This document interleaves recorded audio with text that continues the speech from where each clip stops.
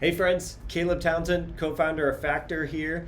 Today's tactic, tip, and trick is going to be delivered by my friend Jamar Cobb. So Jamar has a lot of experience in B2B sales as a lawyer, as a mayor candidate in Indiana, and today works for a company called Indiana Business Advisors, where they help business owners transition their businesses to people who want to buy their business. And Jamar works a lot in the manufacturing space, but he has a ton of wisdom and knowledge on networking. We're going to talk about how to not waste time networking. I thought it'd be good for you guys to hear from someone other than me on this topic. Obviously, we believe in networking at Factor, and we believe that it's a really efficient way to prospect. So take some notes.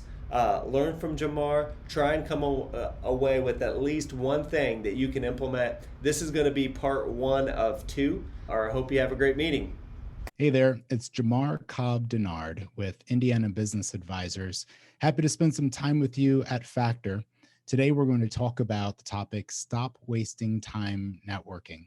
I'll tell you what, about a decade ago, I launched out to run one of my first businesses as a professional speaker and consultant. Had a great year, traveled across the country, delivered a lot of programs, but knew that my only marketing budget was me. Well, at the end of that one year and traveling from coast to coast, I ended up with $45 in my bank account, and it was just me not making any money. And because my marketing budget was dependent on me, I knew that I had to depend on relationships in order to generate new business. Well, a couple years later, I started a new role, still in the same industry, and uh, I looked at my boss and said, "Okay, tell me about my marketing budget. Tell me about how I can generate new business." And he pointed to me and said, "You're it." Now would be a good time to pause the video to talk about the support you get from a marketing standpoint. What do you wish you had? What do you have? And what do you need to do to increase the efficiency which you bring in new opportunities for your company?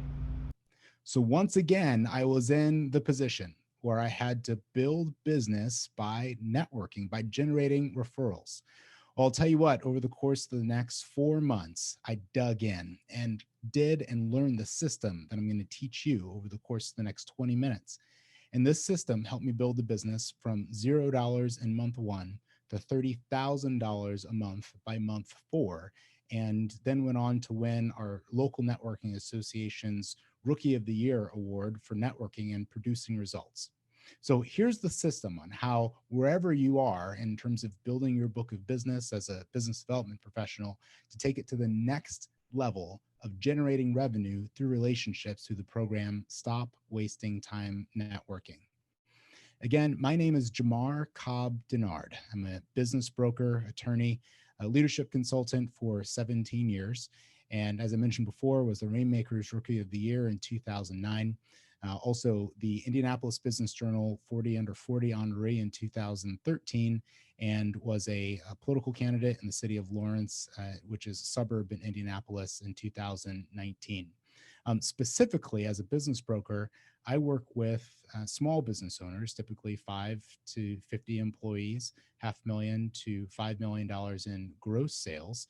And we sell manufacturing companies and help those manufacturing company owners, usually closely held, get to slowing down a little bit or retiring. Or maybe there's somebody who has an illness, and we help them actually get out of that business so that they can take care of themselves and take care of their family.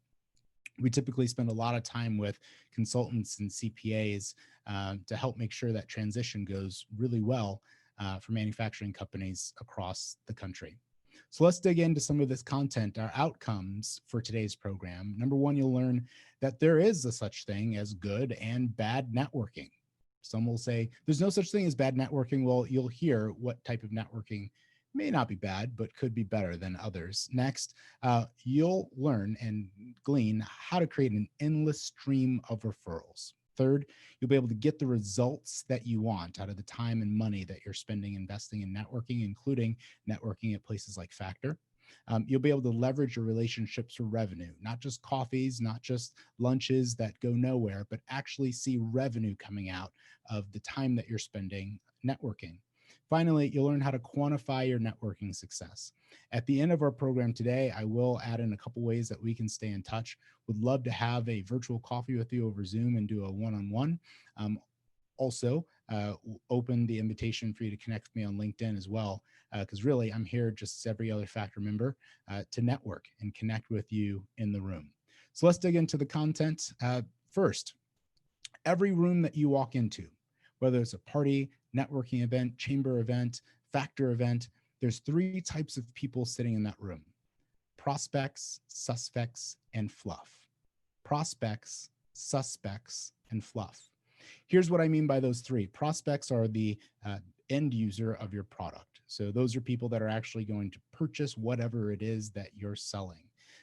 Second, suspects may be people that are good for you as referral partners. They may be good for you as a potential client, or they may just be a good friend, right? And then the third group of people that are in the room are just fluff. They're there. They may not help you or your network. They may not help you or your sales quota, but they're in the room, right? So as you walk into every single room and you meet new people, start to identify them in your mind. Is this person a potential prospect of mine? Yes or no? If they're not, are they a suspect? Are they somebody that I can refer within my network, or somebody that I can refer to or get referrals from? Yes or no? And if they're not, then maybe fluff. And then you can gracefully exit that conversation and find somebody else in the room that could add value to your network and add value to your book of business. Now, as we talk about good and bad networking, there's three types of networking. Some will say that no networking is bad networking. That's not entirely correct. Here's why. Within the three types of networking, you've got direct, 6 degrees of separation, and strategic networking. So direct networking is one-to-one networking. You walk into the trade association, you find your client sitting there, or your ideal type of client, and you meet with them and you potentially book a meeting. That's great. You got the meeting. Second is 6 degrees of separation. And that's the type of networking that you'll typically have at chamber events or Kiwanis or Rotary. And that's wonderful. You may find somebody there that's a direct prospect. You may find somebody there that works in a related industry, and you could end up being referral partners, or there could be people there that are fluff, right? And then finally, there's strategic. And with strategic networking, you're particularly and specifically networking with people who sell to the same end users or direct customers that you do. With strategic networking, you're networking with people who sell to the same target market and decision maker over and over and over and over again. Now I'm going to ask you a question. Of course, I won't be able to hear your response back, but when you think about direct networking, when you finish, how many clients do you have? One. When you think about 6 degrees of separation networking, when you finish with that networking, how many clients do you have? Maybe one, maybe none, maybe some, right? When you have strategic networking and you finish with your strategic networking event or strategic networking meeting, how many clients could you potentially have? Lots. A cornucopia filled with clients, right? That are coming over and over and over and over and over and over and over as your strategic partner builds their business and you build your business, and you share, and both tides, or both ships and the tides rise. So where you want to focus on the best networking is strategic networking and finding those who sell to the same target market that you do. So let's think quickly about what a strategic relationship is. And I've got a quick example. About actually 10 years ago, again, I was sitting with my goddaughter, and she had a sick day, and we're watching Kung Fu Panda together. So I opened up the Kung Fu Panda DVD, and what do I see inside? It's a McDonald's coupon, because McDonald's knows that the kids that are watching Kung Fu Panda will probably also want a Happy Meal with some French fries, a Kung Fu Panda toy, and whatever else comes in a Happy Meal, right?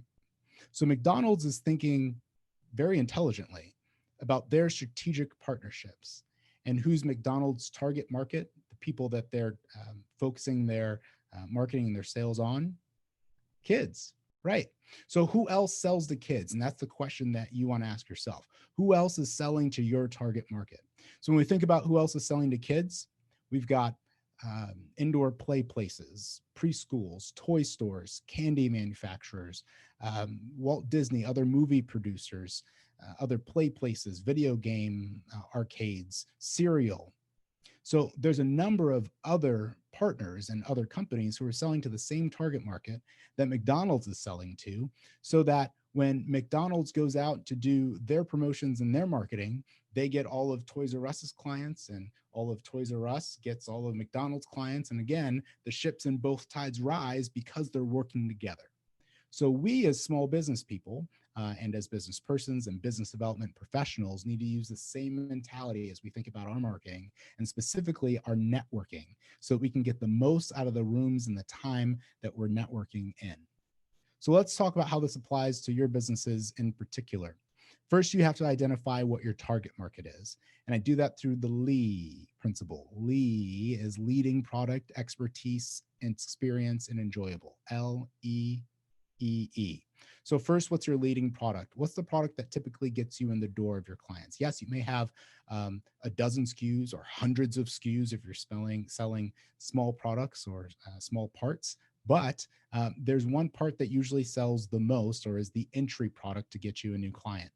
Second, where do you have expertise in for you as a salesperson, but also you as a company? Where do you experts at? Next, what do you have experience doing? So there may be something that you are the best at in the marketplace as your expertise, but you may have broader experience in doing other work. Finally, what's the most enjoyable? Now, all of your services and all of your products may not be the most enjoyable to sell. Let's be honest. But there are some projects and types of projects over and over that you and your team, you love doing it. You do a great job with the work. You're experts at it, and you make money doing it, right? So that's what you want to think about in terms of what product and who your target market could be. Use the Lee principle, and then think about who is using that product over and over. When you identify that, those people are your target market. The ones who are using your leading product, you've got expertise in working with and producing good results for. You've had experience in producing results for them, and you enjoy working with them. Another one that we could put on here and change the acronym to LEAP instead of just Lee is it profitable? Yeah, you may be good at it. Yeah, you may sell it. Yeah, you may be an expert at it and you love it. But if you're not making any money as a company, that doesn't make any sense either. So first, identify your target market. Once you've identified your target market, then you can start to create a strategic tree. And to create a strategic tree, you ask yourself the question, who else serves my target market? What other businesses, what other service providers sell to my target market?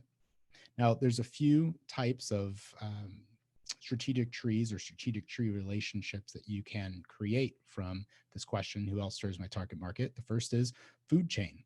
So that's essentially if one piece of a business has to flow to another piece of a business in order for it to actually work. So think logistics. You got to have CDL training and 3PLs, warehouses, truck sales, base sales, carton sales, machinery sales. All of those pieces are part of the food chain of logistics. You can't have logistics without all of those pieces together. And maybe it's a life event. Simple life events personally may be a wedding or a new baby coming, right? If you have a wedding, you have to have a photographer, venue, cake, dress, all the other things that you have to have a wedding for. But let's think about this in terms of manufacturing. What if there's a factory expansion? Well, we need an industrial engineer, general contractor, a process expert, assembly line salesperson, robotics, HVAC, industrial real estate salesperson, right? What about decision makers? Because some of you in the room are selling to CFOs, COOs, production managers, right? So let's say it's a production manager. Well, that decision maker, what other products are they buying? Time, HR, staffing, raw materials, suppliers, talking to other consultants about the production of their materials. Finally, what industry are you targeting? Not just manufacturing as a whole, but think very narrowly specific. And we'll talk the last slide, we could have talked about tightening up your ask. Yes, I said ask with a K on the end of it. Tighten up your ask. So it's not just broad manufacturing, but think, is it plastics? Is it design? Is it drugs? Is it automotive? What's the narrow niche that you're selling to within your target market? So if If you've got an opportunity to pause this video, take just a moment to turn to a neighbor and think of 5 strategic partners that actually sell to your same target market so that you can identify exactly who you need to see in the room that aren't just suspects, that aren't just fluff, but are actually good for you and your network. That concludes our tactic tip and trick for the day. Jamar will be back next month to continue talk about how to not waste time networking. As we wrap up, talk about your strategic tree as a group. Who are people that you interact with that win when you win? Who are people that target the same types of industries or market segments within manufacturing? We'll see you next month.